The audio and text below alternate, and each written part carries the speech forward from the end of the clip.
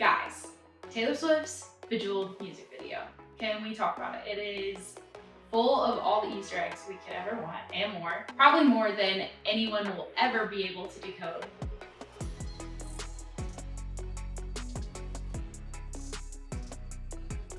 We've got our list and we are going to tell you what we think some of these Easter eggs mean and what we found from TikToks and Twitter threads and all the fun things.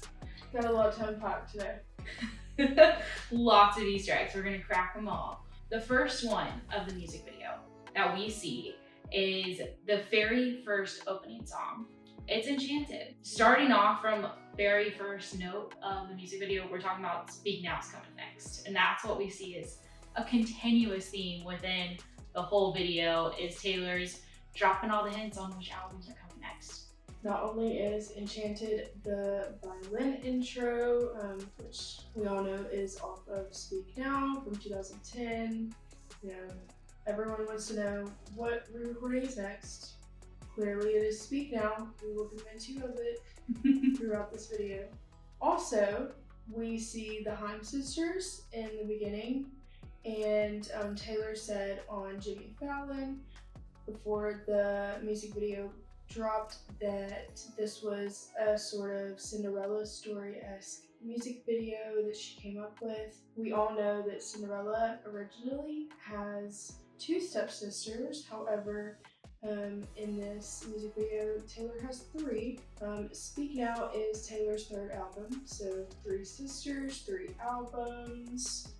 You know, put 2 and 2 together. There's a lot of references to threes in this music video, which makes sense because Speak Now is her third album. Not only is there 3 of them, they are each dressed in a variant of the vinyls and CDs. So they're each wearing a different colored dress that makes references to the Blood Moon, the Jade Green Midnight's variant, and the Lavender Midnight's variant. That's crazy. Like when I read that, I never would have picked up on that. Like as you can see here in the photo, like, oh my gosh, it's every album that she put out when you bought it on her website and there was 4 different colors to choose from. Those are the outfits. Smart idea. Her mind is like the littlest stuff she thinks of, and it just like, sometimes I'm like, how did you come up with that, Taylor? Genius. And then the stepmom.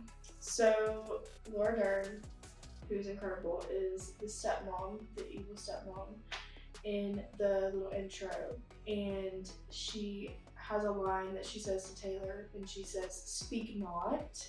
So very similar to Speak Now, Speak Not, Speak Now. And then she also mentions the word clean twice, which, if you don't know, is a song off of Taylor's album 1989. So maybe this will be the single from 1989, Taylor's version. Fingers crossed. That would be amazing. I feel like Clean is to 1989 what like All Too Well is to Red. Yeah, I agree. It's like the one that the fans just love. Her seeing that live, like, we can only hope that when she goes on tour again, she will do the same speeches that she's always done with Clean. Yeah. Because they're iconic. So then after that, all of these little things are said that are a little cryptic, which Taylor is notorious for. And then Laura Dern makes a joke to Taylor and says like, "Clean, like swiftly." And that means debut reference. And then lastly, the sisters call Taylor a snake as they're like walking out of the room, which is a reference to Reputation. And so a lot of people think this will be the order that all of the re-recordings are released in. So Speak Now, Taylor's version, 1989, Taylor's version, Debut, Taylor's version, and then Reputation, Taylor's version. This was crazy. I think it was interesting, like, first time watching the video, because the wording is like, although it's supposed to be like quote old-timey a bit. The wording is so strategic and not like everyday language that you use in a conversation. Yeah. And so I feel like that is kind of what tipped fans off to like, let's dig into this, let's figure out what this means. We all know Taylor is like a word genius, but I think she definitely was very intentional about the way that she wrote this script. Yeah. She plans things like 4 years in advance, which is great. Yeah. I love too how she brings in her friends. Like this music video is fun because I feel like she has a lot of references to like actual people in her life, which is pretty cool. One of the things that's crazy about kind of the overall video, Bejeweled was released the same day as Speak Now was initially. And so if that's not telling you something, you know, you should have like the little light bulb, like ding, ding, ding, you know? Because hello, that's what Taylor always does with her dates. But as we go into the next scene, after the whole little Cinderella in a little cabin situation, we see this little pocket watch drop, and we're about to transition into like the rest of the music video. And she opens up the pocket watch and it says, "The exile ends in 2. What one person was saying on TikTok I thought was so interesting was that she kind of felt from the past 2 albums that she was exiled from pop music. And this is her return to pop music. So her exile's over, she's returning. And she even talked about on Jimmy Fallon's show how she was kind of nervous to go back to pop because she hadn't done it in a while. Besides the re-releases. Yeah, so it's super interesting. And then we have the elevator. The elevator just, how many Easter eggs can you fit in an elevator? She did way more than we ever could have imagined. And the first one, so when we see the dial on the elevator, on the outside of the elevator, it looks like an eyeshadow palette. Everyone's talking, even like the textures, the way it's shaped, it looks like we are getting an eyeshadow palette from Taylor. And this is even further supported by the fact that she has Pat McGrath in her music video as a queen. And so we think there's a collab coming with the eyeshadow palette, which, you know, everyone will be wearing. So that's really exciting. And it's color coordinated with all the albums too. So you can see here that you're gonna see on the inside of the elevator too, she also color coordinates the elevator button. And each color coordinates to an album that she has recorded. So if you look, number 1 is blue for debut album, 2, Fearless, and then you have 3, which is the one she first presses, which is Speak Now, pink.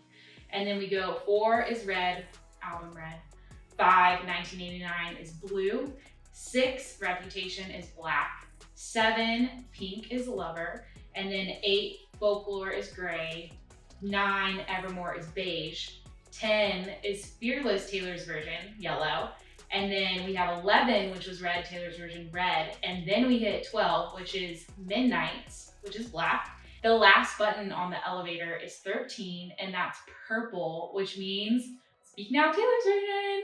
Of course, we always come back to this. In the elevator, she presses 3, and when she presses 3, she goes to the Speak Now floor.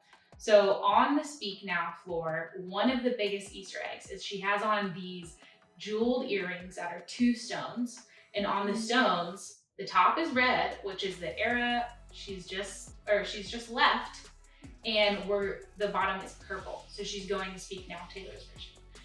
So after Taylor goes to the 3rd floor, we see her back in the elevator, and she presses number 5, which is 1989. We think that it's gonna be Speak Now first, then 1989, backing up the very first scene where they talk about the different album orders. This is what we would believe is gonna happen. Speak Now in 1989. After the Speak Now floor and she's on the 1989 floor, we see everything changes about her. Her hairstyle, her outfit. We see that her hair is very similar to 1989 hair. Her outfit is also reminiscent of 1989 era. Everyone's comparing it. Yeah. Wildest Dreams music video. Yeah. Very similar to, and she has like a little bob. She's like a, old-timey movie star. Yeah. That floor really encompasses all of 1989, which is cool. If you have any other Easter eggs we have not picked up on, comment, because we want to know all of them. we will try to bump up the ones that were like, that is legit, because no one has really figured out with the 1989 room, like the champagne cups or martini glasses are different.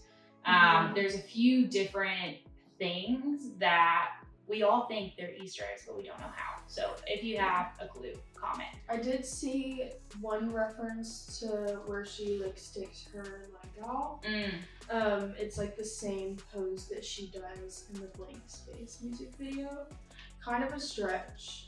That is like one little Easter egg maybe. Yeah, because it is a 1989 floor. So after 1989 floor, Taylor presses number 13, which we said earlier is purple, referencing Speak Now Taylor's version. And when we get to that floor, we see her come down on a clock. You can see it here. And she's like sitting on a clock, but the clock is not on like midnight only. It's turned to 12:16. It is such a subtle difference. I did not notice this at first. I thought it was 12:15, but if you look in that very first shot, you will see it is the little arrows right over the 15 on 16. On 16. A lot of people think this is referencing a date, so December 16th, which happens to be a Friday. New music? Speak Now Taylor's version. I don't know, just in time for Christmas, we'll see. Yeah, then we kind of see her do a little show. Queen was impressed, and then she gets engaged to the prince, which is Jack Antonoff. Another collaborator, which is so cool. Another friend she brought in, and then also the portraits were her songwriters, which is so cool. But when she gets engaged, she has a little hair clip in her hair, and she has like this like old-timey, very baroque hairstyle. Yeah. The little pins have an S and an N on them, which you can see right here. So subtle. Very subtle. If you blink, you will miss it. But S in Speak Now. Very straightforward. Yeah. Like, hey, S in. What else would it stand for? Also in that scene when she gets like engaged, she is holding a key, which, you know, you could easily say, oh, well, that was the key to the castle that she wanted. But a lot of people think this is referencing locking and unlocking the vault. So if you don't know, when she drops a re-recording, when she drops Taylor's version, she has these songs called From the Vault. So basically it's songs that didn't make it on the original record that she is now releasing. One of the most popular ones has been All Too Well 2-minute version. Right. And then next we see Taylor finally in her castle. On the sides of the castle, we see little seagulls engraved into the side, which is a reference to 1989. Also on the cover she's wearing of 1989, as you can see here on her sweatshirt, it's all seagulls. Right. Subtle 1989 reference. And then we also hear, after Bejeweled, the song ends, we hear another violin version of a Speak Now song, which is Long Live. There's also 3 dragons that fly around the castle. Again, another 3 for the 3rd album. Also, Long Live in the song has a line that says, I had the time of my life fighting dragons with you. Such a good song. It is a really good song. We also see in the cast list at the end, you know, when the credits roll, it's in this very like medieval font, but between each like character's name and their real name, it has 3 little dots, and so 3 dots, 3rd album, getting with the 3s. Good things come in 3s in this case, I guess. You know what I'm just now realizing? Midnights, if it has to do with the moon, there's phases of the moon.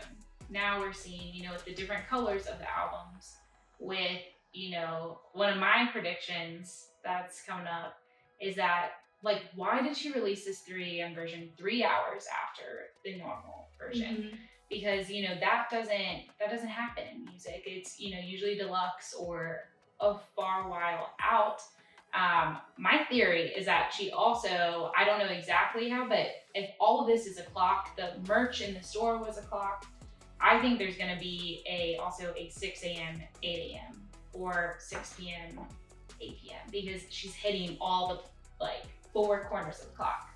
Who knows? Maybe it's remixes, maybe it's, you know, maybe there's a whole acoustic album that's the 6. Yeah. But every time the moon is shown in this music video, it's a blood moon, which is a variant of Midnight's, which I think is really interesting.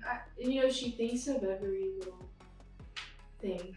I feel like she never misses an opportunity to reference back to something. No, never. And like that's what we want to know, what you think are Easter eggs we did not catch, because like I think in the very first scene when the stepmom has all the rings on her fingers, I think that has to mean something. Yeah, it definitely does.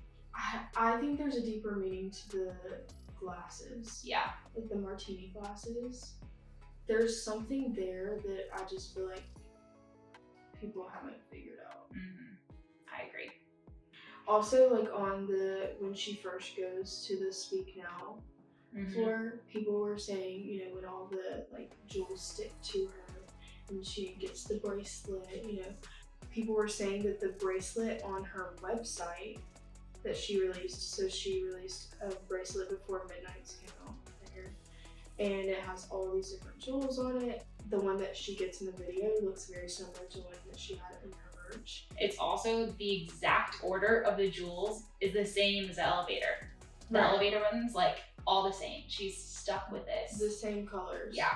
When all the merch got out of the store and there was the bracelet, there was the description of the merch item said like each jewel representing a different album before she even announced even Midnight. So, it's really interesting how deep Swifties and so impressive. Like y'all should be FBI agents, really. Yeah.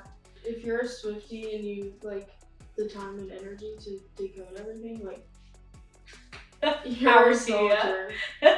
Amazing. So, ending it off right, I have to ask, and we're all going to share with you, comment your favorite too. What is your favorite song of Midnight's? I can't pick one. Okay, top you. Okay. I'd say either Bejeweled, which Bejeweled grew on me. It was not my favorite at first. Or Vigilante. Yes, I can't cuss on YouTube. But it's fine. I have been loving Karma. Like Karma is so good. It's so catchy. There's so many of these songs that I think, even like the song itself, we are going to be decoding what these are all about for a long time. And like she mentioned on Jimmy Fallon that this is her first like biographical album in a while, and so she's sharing a lot of experiences that have been happening to her since 2018, since Reputation came out. And I think it might be references just throughout her career. Yeah. Of like everything. Well, and one of the things she always said at the beginning, and I feel like she hasn't said it as much recently, is that each song represented a night that she didn't sleep.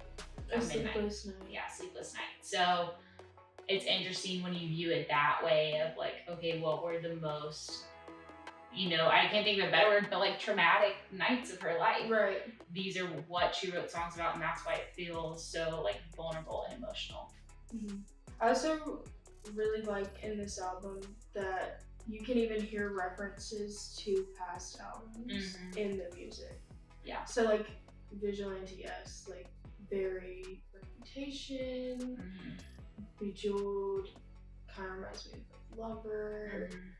This is really an album that is celebrating everything, which like in the past few years since the re-recordings have come out, I feel like has been like one big celebration of her career. But I feel like this album, she was like, you all love these albums so much, I'm just gonna like take elements from all of them and just like put them in one album. Yeah. Here you go. And like, because we're talking about Bejeweled, like we can't end this without doing the little Bejeweled dance, right? Oh god.